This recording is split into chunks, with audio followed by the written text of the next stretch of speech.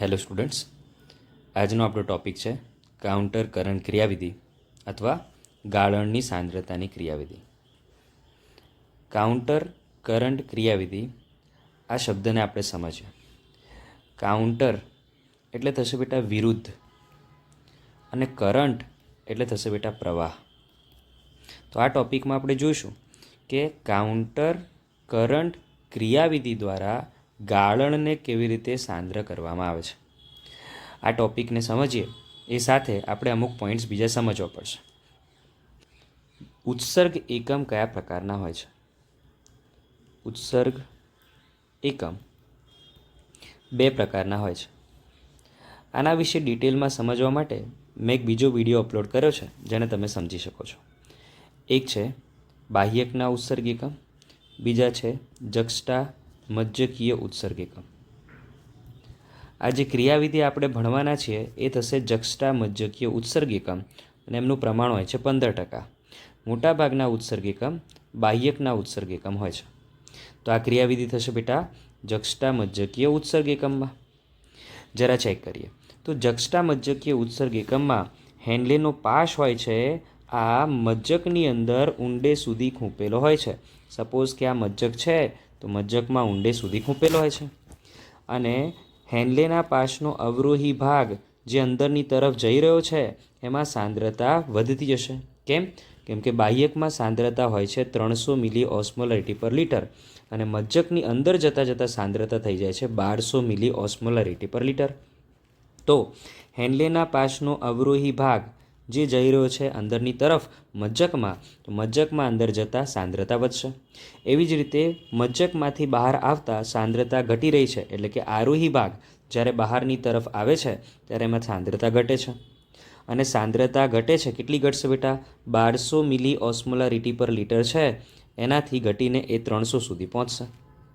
મતલબ હેન્લેના પાશનો અવરોહી ભાગ મજ્જકમાં અંદર સુધી જાય છે અને આરોહી ભાગ મજ્જકમાંથી બહાર જાય છે. તો આ જે આખું સ્ટ્રક્ચર ડ્રો કર્યું છે આ મજ્જકીય પિરામિડમાં જે હેન્લેનો પાશ છે આપણે ડ્રો કર્યું છે. હવે હેન્લેના પાશ સાથે અમુક પોઈન્ટ્સ આપણે સમજવાના રહેશે. જેમ કે હેન્લેના પાશનો અવરોહી ભાગ પાણી માટે પ્રવેશશીલ હોય છે જ્યારે NaCl માટે અપ્રવેશશીલ છે. તેવી જ રીતે હેન્લેના પાશનો આરોહી ભાગ બહાર જતો ભાગ પાણી માટે અપ્રવેશશીલ જ્યારે ઇલેક્ટ્રોલાઇટ્સ માટે NaCl માટે પ્રવેશશીલ છે. મતલબ કે બંનેની અંદર કાર્યને જોઈએ તો બંનેમાં પાણીમાં એક માટે પ્રવેશશીલ છે, એક પાણી માટે અપ્રવેશશીલ છે. બીજો NaCl માટે અપ્રવેશશીલ છે જ્યારે આરોહી ભાગ છે NaCl માટે પ્રવેશશીલ છે. તો આપણે નોટ કર્યું હેન્લેના પાશનો અવરોહી ભાગ પાણી માટે પ્રવેશશીલ છે જ્યારે હેન્લેના પાશનો આરોહી ભાગ એટલે કે આરોહી ભુજા NaCl માટે પ્રવેશશીલ છે. બીજી એક વસ્તુ નોટ કરી કે બાહ્યકથી જ્યારે મજ્જકમાં જઈએ છીએ તો સાંદ્રતા વધે છે અને જ્યારે મજ્જકથી બહારની તરફ નીકળીએ બાહ્યકમાં તો સાંદ્રતા ઘટે છે. જો આ બધા મુદ્દાઓને આપણે ધ્યાનમાં રાખીએ તો આપણે કાઉન્ટર કરંટ ક્રિયાવિધિ સરળતાથી સમજી શકીએ છીએ. ફરી ઉત્સર્ગ એકમના પ્રકાર સમજવા માટે આપણે અલગથી એક વિડીયો બનાવ્યો છે, એને જરા તમે રેફરન્સ માટે જોઈ લેજો. હવે કાઉન્ટર કરંટ ક્રિયાવિધિમાં પહેલાં લઈએ હેન્લેનો પાશ.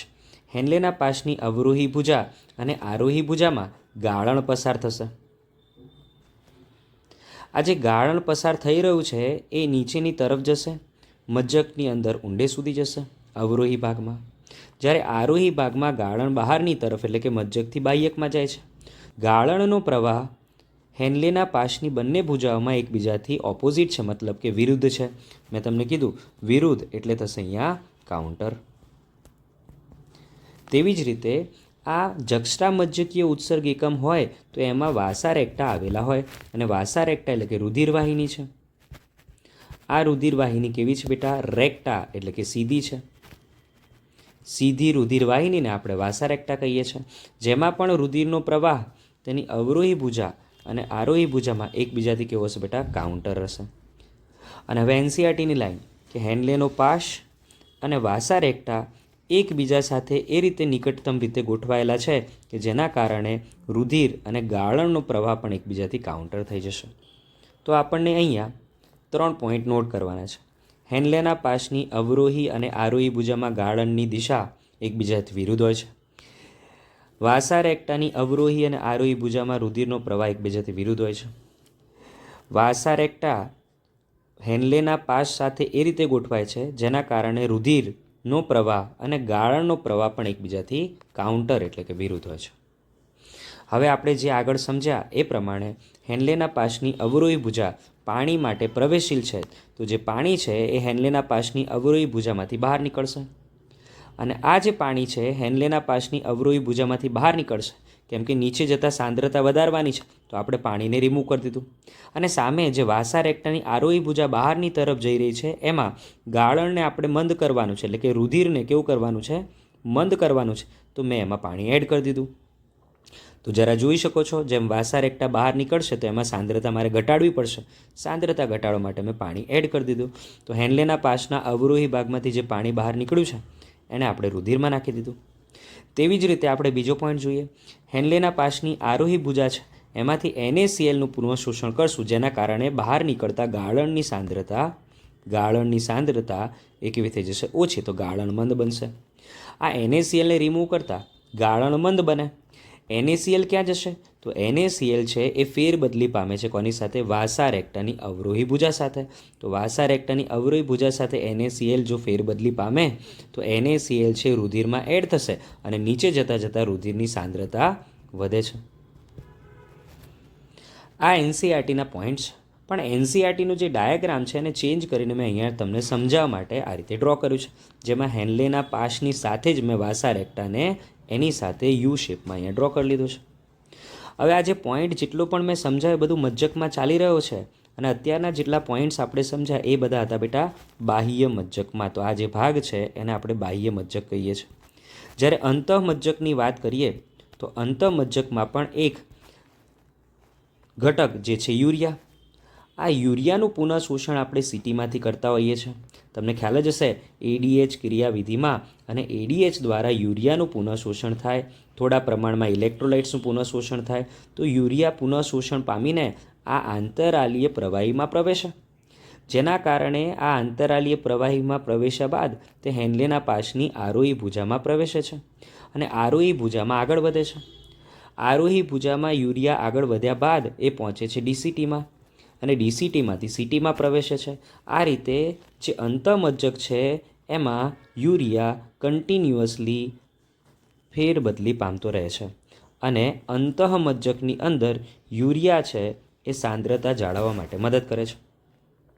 તો હવે જો આપણે આખા ડાયાગ્રામને કમ્પેર કરીએ તો શરૂઆતમાં સાંદ્રતા 300 મિલી ઓસ્મોલરિટી પર લિટર છે, જ્યારે અંતમાં જે સાંદ્રતા બનશે 1200 મિલી ઓસ્મોલરિટી પર લિટર બનશે. તો જ્યારે સંગ્રહણ નલિકામાંથી ગાળણ બહાર નીકળશે તો આપણે એને મૂત્ર કહીશું. તો મને કહો, ગાળણ બન્યું હતું ક્યાં? બાહ્યકમાં, જ્યાં સાંદ્રતા હતી 300 મિલી ઓસ્મોલરિટી પર લિટર. પણ જે મૂત્ર બને છે ત્યાં સાંદ્રતા કેટલી છે બેટા? 1200 મિલી ઓસ્મોલરિટી પર લિટર. મતલબ કે શરૂઆતી ગાળણ કરતાં જે મૂત્ર નિર્માણ પામે છે એ અહીંયા 300, અહીંયા 1200, 4 ગણું વધારે સાંદ્ર હોય છે. તો NCERTમાં રીડ કરી લઈએ એકવાર. સસ્તનો સાંદ્ર મૂત્ર ઉત્પાદન કરવાની ક્ષમતા ધરાવે છે. હેન્લેનો પાસ અને વાસા રેક્ટા તેમાં મહત્ત્વની ભૂમિકા ભજવે છે. હેન્લેના પાસની બંને ભુજાઓમાં ગાળણનો વિરુદ્ધ દિશામાં પ્રવાહ હોય છે, જેને કાઉન્ટર કરંટ કહે છે. તો હેન્લેના પાસની બંને ભુજાઓમાં કાઉન્ટર કરંટ, વાસા રેક્ટાની બંને ભુજાઓમાં પણ કાઉન્ટર કરંટ, જેમાં રુધિર છે. હેન્લેનો પાસ વાસા રેક્ટાની વચ્ચે નિકટતાથી કાઉન્ટર કરંટ નિર્માણ પામે છે અને મજ્જક આંતરાલય પ્રવાહીમાં આશ્રુતિને વધારવા માટે મદદ કરે છે, સાથે સાથે આશ્રુતિને જાળવવામાં મદદ કરે છે. બાહ્યકમાં સાંદ્રતા 300 મિલી ઓસ્મોલરિટી પર લિટર અને મજ્જકમાં 1200 મિલી ઓસ્મોલરિટી પર લિટર છે. આ ડોળાંશ થવાનું મુખ્ય કારણ NaCl અને યુરિયા છે. મેં તમને સમજાવ્યું. બાહ્ય મજ્જકમાં NaCl, અંતઃમજ્જકમાં યુરિયા. NaClનું પરિવહન હેન્લેના પાસની આરોહી ભુજા દ્વારા થાય છે, જે વાસા રેક્ટાની અવરોહી ભુજા સાથે ફેરબદલી પામે છે. ચેક કરીએ. હેન્લેના પાસની આરોહી ભુજા છે એમાંથી NaCl વાસા રેક્ટાની અવરોહી ભુજામાં ફેરબદલી પામે છે. મતલબ કે અહીંયાથી NaCl પહોંચી જશે બેટા વાસા રેક્ટાની અવરોહી ભુજામાં.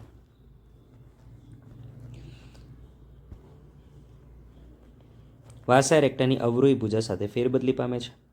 NaCl આંતરાલીય પ્રવાહીને વાસા રેક્ટાની આરોહી ભુજા દ્વારા પાછું આપવામાં આવે છે. હવે NaCl ક્યાં ગયું? આંતરાલીય પ્રવાહીમાં વાસા રેક્ટાની આરોહી ભુજા દ્વારા. તો અહીંયા વાસા રેક્ટાની આરોહી ભુજા છે અને અહીંયા જે આ NaCl આપણે લઈને આવ્યા હતા, આ NaCl છે એ આંતરાલીય પ્રવાહીમાં પ્રવેશી જશે. તો જે NaCl હતું, આ NaCl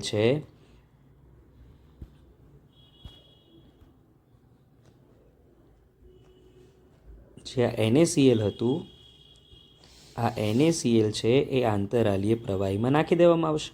અને આંતરાલીય પ્રવાહીમાં નાખીએ તો આંતરાલીય પ્રવાહીમાં NaCl એડ થશે, જેના કારણે અહીંયા સાંદ્રતા જળવાશે. સાથે સાથે હવે જે રુધિર બહાર નીકળી રહ્યું છે એની પણ સાંદ્રતા ઓછી થઈ જશે. તો ફરી પાછું વાંચી લઈએ. NaCl આંતરાલીય પ્રવાહીને વાસા રેક્ટાની આરોહી ભુજા દ્વારા પાછું આપવામાં આવે છે. એવી જ રીતે યુરિયાનો ઓછો જથ્થો હેન્લેના પાસના પાતળા આરોહી ભાગમાં દાખલ થાય છે. તો જો અહીંયા યુરિયા છે એ હેન્લેના પાસના આરોહી ભાગમાં દાખલ થયો, જે સંગ્રહણ નલિકા દ્વારા પાછો આંતરાલીય પ્રવાહીમાં પરિવહન પામે છે. જે સંગ્રહણ નલિકા દ્વારા ફરી પાછો આંતરાલીય પ્રવાહીમાં સ્ત્રાવ પામે છે. ઉપરોક્ત વર્ણવેલ પદાર્થોના પરિવહન હેન્લેના પાસ અને વાસા રેક્ટાની વિશિષ્ટ વ્યવસ્થા દ્વારા સરળ બનાવે છે, જેને કાઉન્ટર કરંટ ક્રિયાવિધિ કહે છે. આ ક્રિયાવિધિ મજ્જક આંતરાલીય પ્રવાહીમાં સાંદ્રતા ઢોળાંશને જાળવવા માટે મદદ કરે છે. આપણને આ ક્વેશ્ચન ER માટે પૂછી શકે છે અથવા સ્ટેટમેન્ટ બેઝ ક્વેશ્ચનમાં પૂછી શકે છે. આવા આંતરાલીય પ્રવાહી ઢોળાંશની હાજરી સંગ્રહણ નલિકા દ્વારા પાણીના સરળ અવશોષણમાં મદદ કરે છે. તો ચેક કરી લઈએ. જો અહીંયાથી યુરિયાનું પુનઃશોષણ થશે તો સાથે સાથે પાણીનું પુનઃશોષણ થશે. અહીંયાથી NaClનું પુનઃશોષણ કર્યું તો આગળ જતાં આપણે પાણીનું પણ શું કરવું પડ્યું? પુનઃશોષણ. મતલબ કે રુધિરમાં પાણીને આપણે વધારી દીધું અને રુધિરની સાંદ્રતાને જાળવી લીધી. આવા આંતરાલીય પ્રવાહી ઢોળાંશની હાજરી સંગ્રહણ નલિકા દ્વારા પાણીના સરળ અવશોષણમાં મદદ કરે છે અને ગાળણને સાંદ્ર બનાવે છે. માનવ મૂત્રપિંડો શરૂઆતી ગાળણ કરતાં સાપેક્ષે લગભગ 4 ગણું સાંદ્ર મૂત્ર ઉત્પન્ન કરે છે. તો અહીંયા ગાળણની સાંદ્રતા 300, જ્યારે મૂત્રની સાંદ્રતા હશે બેટા અહીંયા 1200 મિલી ઓસ્મોલારિટી પર લિટર. NCERTનો ડાયાગ્રામ પણ જોઈ લઈએ. અહીંયા બાહ્યકની અંદર ઉત્સર્ગ એકમ આપેલો છે, એમાં માલપીગેન કાય છે, ત્યાં સાંદ્રતા હશે લગભગ 300, જ્યારે અંદરની તરફ સાંદ્રતા છે 1200. અહીંયા જો આપ્યું છે બાહ્ય મજ્જક, અને બાહ્ય મજ્જકમાં જે મુખ્ય ઘટક છે એ NaCl છે. એવી જ રીતે અંતઃમજ્જકમાં કોણ છે? યુરિયા છે. અને બંને મજ્જકની અંદર સાંદ્રતા જાળવવા માટે, સાંદ્રતા ઢોળાંશના નિર્માણ માટે મદદ કરે છે. તો અહીંયા આ કાઉન્ટર કરંટ ક્રિયાવિધિ અને ગાળણની સાંદ્રતાની ક્રિયાવિધિ આપણે પૂરી કરીએ છીએ. Thank you.